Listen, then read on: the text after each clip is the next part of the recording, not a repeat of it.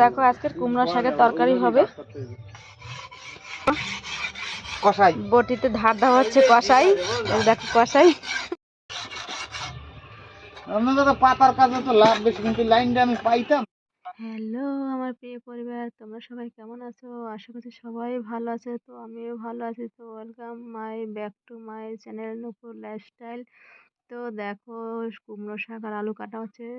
দিদিভাই কুমড়ো শাক আলু কাটছে। তো আমি এদিকে ভাগ্নি হাঁসের মাংস খায় না বললে আমি মুরগির মাংসের জন্য আমি আলু ভেজে ভাগ্নির জন্য মাংসটা রান্না বসিয়ে দেবো বলে তো আলুটা ভাজছি।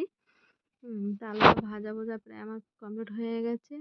এবার আমি ওর জন্য মাংসটা রান্না করবো। আর ওদিকে তোমাদের দাদাভাই মানে হাঁস মুরগি তুমি যাই খাও না কেন, ওতে বটিতে ধার না থাকলে না হাঁস মুরগি কাটা যায় না ভালো করে।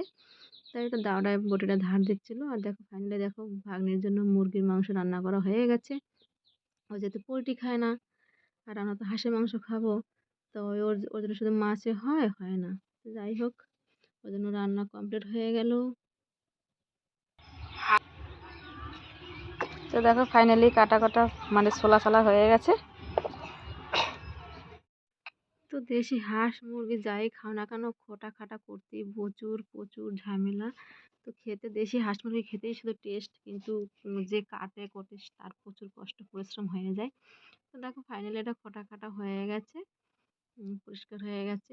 এতে একটা গোজি থাকে, একটা ছোট ছোট লোম থাকে, ওইটা ছাড়াতে প্রচুর কষ্ট হয়ে যায়। দেখো ফাইনালি কাটা কাটা হয়ে গেল আমাদের। তো তোমাদের দাদা ভাই ধুয়ে ফেলাই সব কিছু দিয়েছে কমপ্লিট করে। দেখো মাংসটা বেশি একটা ধোয়া ধোয়া দেয়নি, কারণ মাংস দেশি হাঁস মুরগি হোক বেশি ধোয়া দিলে ভালো লাগে না। তো দেখো আমি কিন্তু এখানে সর্ষের তেল আর এখানে কিন্তু পেঁয়াজ রসুন কোনো কিছু ব্যবহার করা হয়নি। এখানে ধনে বাটা, আদা বাটা, জিরা বাটা, গরম মশলা, লঙ্কা, এগুলো দিয়েই শুধু হাঁসের মাংস রান্না করি। আর আমরা হাঁসের মাংস না আলু খাই না। এখানে হাঁসের মাংসতে পেঁপে দিলে বেশি ভালো হয়, আমরা পেঁপেটাই খাই। তো দেখো আমরা মশলাটা দিয়ে মাখাই ঝোঁকাই দিয়েছে, আমি রান্না করছি। আবার ও করে আমিও করি, দুজনে ভাগে যোগে মিলাই করি।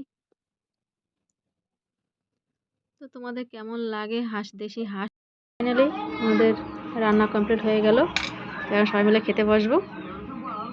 এই দেখো হাঁসের মাংস, আর এই দেখো ভাগ্নির জন্য পোলট্রির মাংস। তো আমরা মাংস খাবো, ভাগ্নি খাবে না তা হয়, তাই ভাগ্নির জন্য মুরগি মাংস আনা হয়েছে। তো দেখো আমরা সবাই এক এক করে বসে পড়লাম। তোমার দাদা ভাই বসে পড়লো, নাতি, নন্দ জামাই, ভাগ্নি ভাগ্নি দেখো হাই হাই বলছে, ননদ।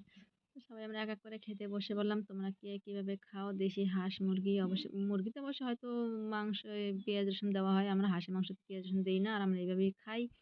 তোমরা কে কেমন করে খাও অবশ্যই জানাবা। সবাইকে দিয়েছি, আমিও বসে পড়লাম। তো কে কে খাবে চলে আসো। যদি এই ভিডিওটা ভালো লেগে থাকে অবশ্যই লাইক কমেন্ট শেয়ার করে দিও, বেল আইকনটি টিপে পাশে থেকো। দেখা হবে অন্য কোনো একটা ভিডিওতে। Tata, by.